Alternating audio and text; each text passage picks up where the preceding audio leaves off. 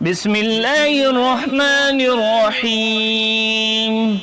الرحمن علم القرآن، خلق الإنسان علمه البيان. الشمس والقمر بحسبان، والنجم والشجر يسجدان. والسماء رفعها ووضع الميزان، ألا تطغوا في الميزان، وأقيموا الوزن بالقسط ولا تخسروا الميزان.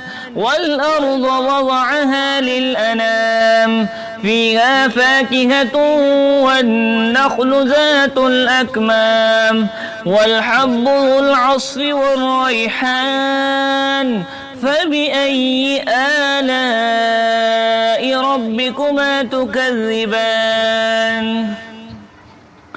خلق الإنسان من صلصال كالفخار، وخلق الجان من مارج من نار. فبأي آلاء ربكما تكذبان؟ رب المشرقين ورب المغربين، فبأي آلاء ربكما تكذبان؟ مرج البحرين يلتقيان، بينهما برزخ لا يبغيان. فبأي آلاء ربكما تكذبان؟ يخرج منهما اللؤلؤ والمرجان. فبأي آلاء ربكما تكذبان؟ وله الجوار المنشآت في البحر كالأعلام. فبأي آلاء ربكما تكذبان؟ كل من عليها فان، ويبقى وجه ربك ذو الجلال والإكرام. فبأي آلاء ربكما تكذبان؟ يسأله من في السماوات والأرض، كل يوم هو في شأن. فبأي آلاء ربكما تكذبان؟ سنفرغ لكم أيها الثقلان. فبأي آلاء ربكما تكذبان؟ يا معشر الجن والإنس إن استطعتم أن تنفذوا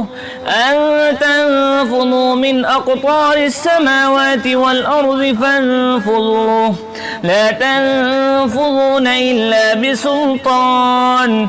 فبأي آلاء ربكما تكذبان؟ يرسل عليكما شواذ من نار ونحاس فلا تنتصران. فبأي آلاء ربكما تكذبان؟ فإذا انشقت السماء فكانت وردة كالدهان. فبأي آلاء ربكما تكذبان؟ فيومئذ لا يسأل عن ذنبه إنس ولا جان. فبأي آلاء ربكما تكذبان؟ يعرف المجرمون بسيماهم فيؤخذ بالنواصي والأقدام. فبأي آلاء ربكما تكذبان؟ هذه جهنم التي يكذب بها المجرمون، يطوفون بينها وبين حميم آن. فبأي آلاء ربكما تكذبان؟ ولمن خاف مقام ربه جنتان. فبأي آلاء ربكما تكذبان؟ ذواتا أفنان. فبأي آلاء ربكما تكذبان؟ فيهما عينان تجريان. فبأي آلاء ربكما تكذبان؟ فيهما من كل فاكهة زوجان فبأي آلاء ربكما تكذبان متكئين على فرش بطائنها من استبرق وجنى الجنتين دان فبأي آلاء ربكما تكذبان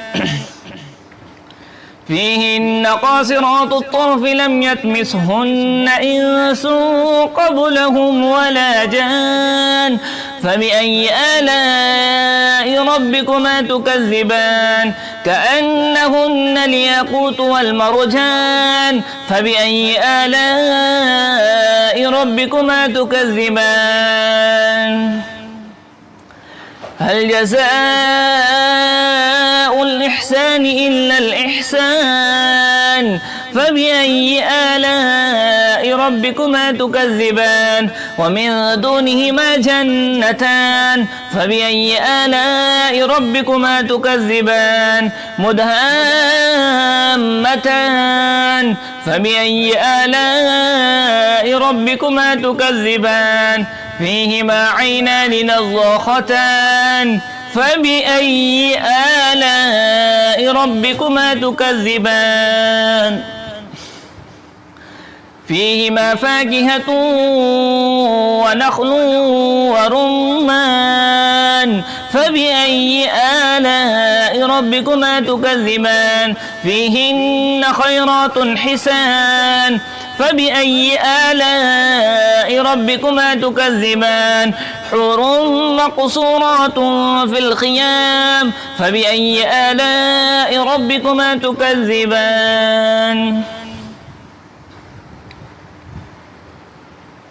لم يطمثهن إنس قبلهم ولا جان فبأي آلاء ربكما تكذبان متكئين على رفرف خضر وعبقري حسان فبأي آلاء ربكما تكذبان تبارك اسم ربك ذي الجلال والإكرام